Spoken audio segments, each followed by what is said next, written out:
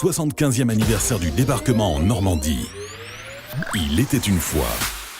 Bonjour. À l'été 1944, la population normande vit l'une des périodes les plus dures de son histoire.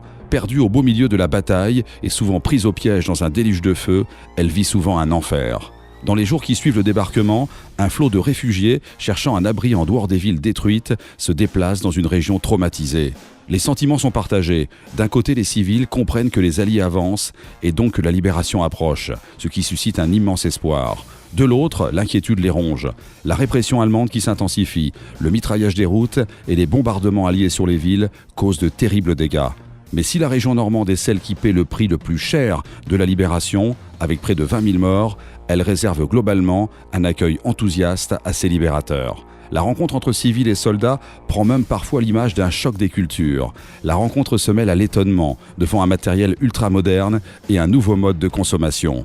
Après les années de privation, les habitants se voient offrir des barres de chocolat, des cigarettes américaines. Ils découvrent le chewing-gum, le café soluble et les rations bien empaquetées du GI. En retour, ils n'hésitent pas à leur faire goûter un verre de cidre ou une bonne bouteille de Calvados. Hormis les villes et les villages dévastés, les Alliés sont fêtés, applaudissements, distribution de fleurs, embrassades au fur et à mesure de leur avancée. La population leur offre un accueil de plus en plus enthousiaste. Les Canadiens qui parlent le français ont beaucoup de succès. Quelques Normandes épouseront même des GIs venus les libérer.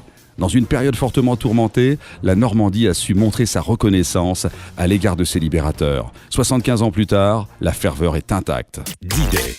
Tendance Ouest fête 75 ans de paix et de liberté avec le Conseil départemental de la Manche.